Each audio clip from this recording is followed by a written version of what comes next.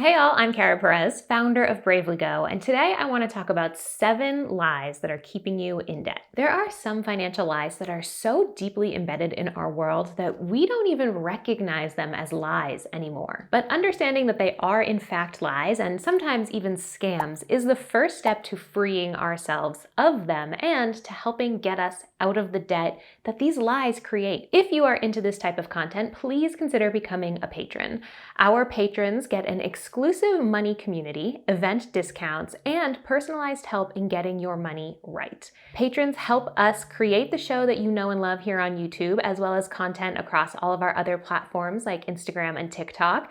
And we literally couldn't do it without y'all. So please, if you like us, consider becoming a patron. All right, let's dive into these lies. Lie number 1. You need debt to help build your credit score. Hear me when I say, debt does not build your credit score. This is a lie that is so insidious and it absolutely will not die. On-time payments helps build your credit score. There's a big difference between those two things. The FICO credit score that most of us are familiar with is basically a nonsensical mess that is the same age as Taylor Swift, which means it's fairly new to our financial system. So the fact that it has so many of us in this grip and believing that we need debt in order to make that number move is bonkers to me. Now, it is possible that if you have some debt and you pay it off very quickly, your credit score will go down temporarily.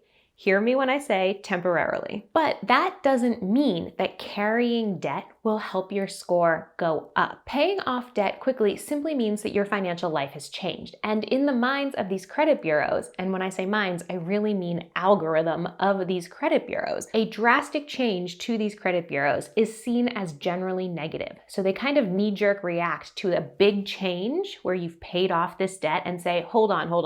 But as time goes on and they see that you're managing well, your score will go back up. Oh my gosh, let me just say, I've been thinking about making a video on credit scores and the history of them and where they come from. So if you're interested in that, drop a comment. Lie number 2. I'll get to it later after I do this other thing first. Procrastination helps no one, and I say that as a dedicated procrastinator. Every single time I have procrastinated on something major in my life, I have regretted it. And believing that you can only accomplish B after you accomplish A is a tactic that a lot of us use to talk ourselves out of taking action in our own lives. It's an excuse that we allow ourselves, and it's something that can keep you in debt. A lot of us tell ourselves things like, oh, I'll pay off my debt after I get married, or I'll start investing after I earn more money. But these are small delusions that keep us in debt, or broadly speaking, keep us in places we don't want to be. You can learn about investing without having $1 million to your name. And there's no minimum amount of time that you need to be in debt before you make moves to get out of debt. Stop giving yourself permission to sidestep making a change in your life, and instead,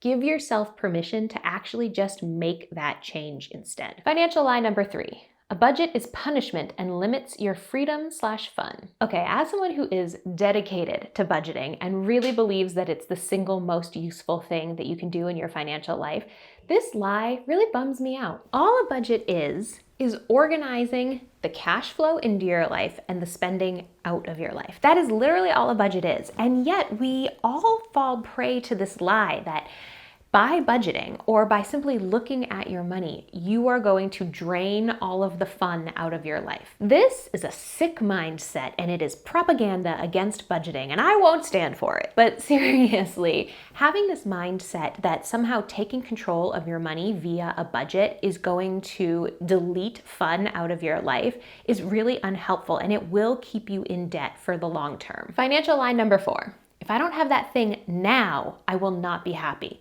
I shouldn't have to wait for anything that I want. This mindset is, in my opinion, born out of our hyper-consumerist culture. And I think it's also born out of the fact that life is often hard. We want to enjoy our day-to-day, and that makes total sense. And the easiest way to enjoy your day-to-day is often by spending money. Buy a meal out, buy a cute outfit, get a little dopamine spike in your brain, and actually enjoy your life on this earth for a second. The mindset that a lot of us have, and the mindset that is reinforced by our consumerist culture, is I can buy my way into happiness. But that's a lie, and it keeps you in debt. Consider the fact that Americans have a ton of stuff. We have so much stuff that it's very common for people to rent out spaces where they can keep more of their stuff. Like we have so much stuff we can't even keep it in our primary living spaces and we need to have storage units. And yet, a lot of Americans are stressed out. A lot of Americans are unhappy. The stuff is not actually making you that happy. And if you don't have the actual finances or the financial knowledge to manage your money, all that shopping is simply going to keep you on a consumerist treadmill and keep you in debt. Financial lie number 5.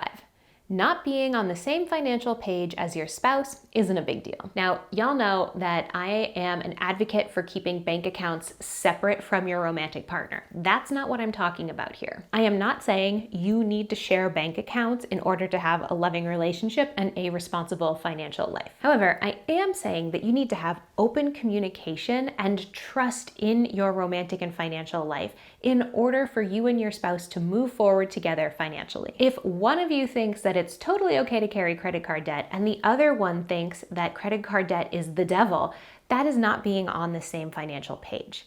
If one of you wants to retire early and one of you wants to work until forever, that is not being on the same financial page. You don't have to have the same exact financial goals, but you do need to have an understanding of where your partner is coming from, why they feel the way they feel, and you need to come up with a happy medium. If someone wants to retire at 35 and someone else wants to work until 65, what does that lifestyle in that ensuing 30 years look like? How will you manage that? I'm not saying you all have to retire at the same time, but you have to talk about what that financial lifestyle will look like. Financial lie number 6. The newest or most expensive thing is always the better thing. This is such a financial lie, and it really grinds my gears. Sorry to sound like your grandpa, but it's true. The best thing is the thing that works. Maybe it's the newest thing, but maybe not. A lot of our newer items are garbage. We are not using high quality materials to produce a lot of things anymore. And so sometimes the newer item is worse than the item that was made in 1985. Just because something has a higher price tag does not mean that it's A, higher quality, or B, better at doing the thing that you want it to do. Your favorite dress might be the dress that you got for 12 bucks at the thrift store. The most impactful book you may ever read may be the book that you got from the library for free. Try not to allow the marketing that says, hey, brand name is better than store brand, get into your head and convince you that you always need to be spending more in order to experience the best. Financial lie number 7.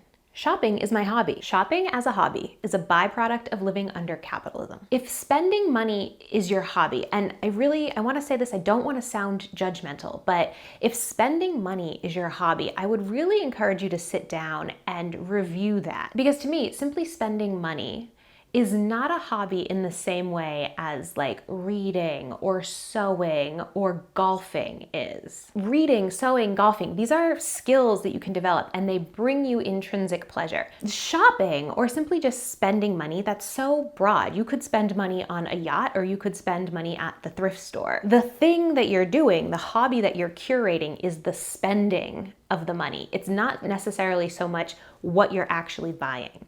And that's what I would encourage you to sit down and say, why do I enjoy spending so much? And where can I get that joy in other ways that don't negatively impact my financial life? Again, I don't want to sound like I'm scolding you or judging you. I simply want you to think of this as an invitation to examine where you are in your life and if that's actually where you want to be and if that's actually the relationship to shopping that you want to have. Because to me, things like sewing, reading, hiking, there are other things of value that come out of that, right? Like hiking is exercise. Painting is a skill. Reading can give you knowledge. Shopping means you have less money and probably some sort of tangible object. But what skill or what joy has come out of that? So those are 7 financial lies that I think are keeping a lot of us in debt. Let me know in the comments if you think there are other lies that society tells us that keep us in debt, or if any of these resonate with you and you've made some changes around them. I always want to talk to y'all. As always, please give this video a thumbs up. A like goes a really long way for our tiny channel. Hitting subscribe would mean the world to me, and you can always come back every Monday for new videos.